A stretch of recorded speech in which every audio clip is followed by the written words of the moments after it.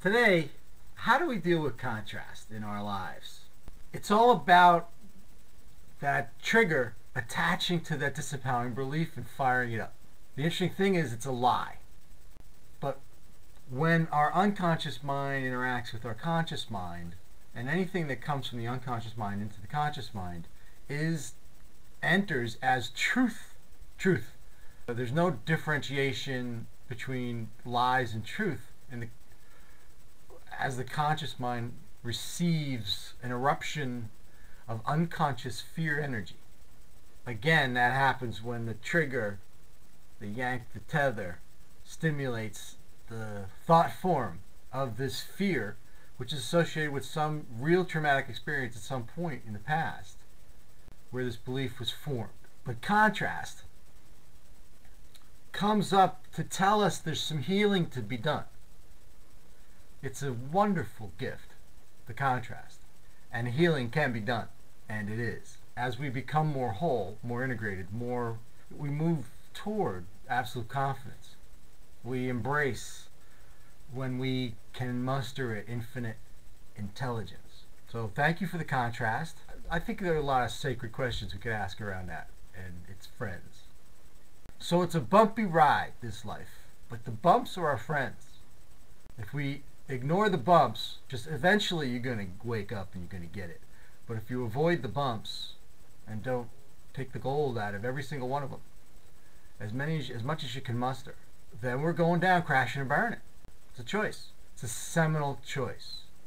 But contrast, in this weird, ironic way, is a friend.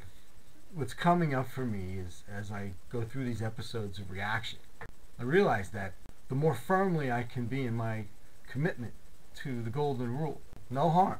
I think that's a good guiding principle.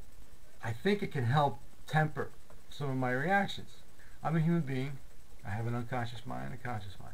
We all should understand that. I think that should be something that we work together to make sure everyone understands that we've got a conscious mind, unconscious mind, and how the unconscious mind works with the conscious mind.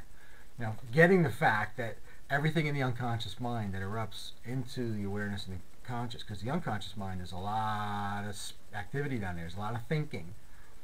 There's a lot of conversation going on. A lot more than we capture in our very, selective conscious mind thinking. But everything that comes from the unconscious mind comes as truth. So if you have a disempowering belief, like I'm not worthy of love. So the first time you get rejected as a child, in your heart, you feel like your parent or someone that you loved, that you felt this like absolute reliability hurt you in some way. People can do that.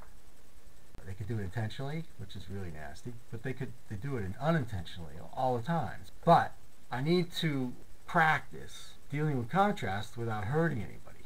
And in my reactivity, I don't do a good job of that. When I'm in a reactive mode, and I am. I mean, I'm a human being. It's part of who I am. When I'm in a reactive mode, I know that I'm blind. I'm sleeping. And I can be cruel. I can be hurtful. So contrast. And so we got to go to RUMI and Guest House. And I'll read it for you. The Guest House, a poem by RUMI. This being human is a guest house. Every morning a new arrival.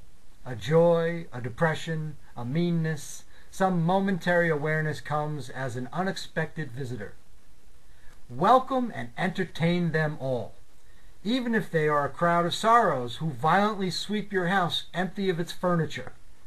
Still treat each guest honorably. He may be clearing you out for some new delight.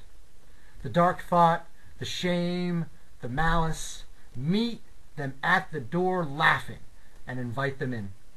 Be grateful for whatever comes, because each has been sent as a guide from beyond.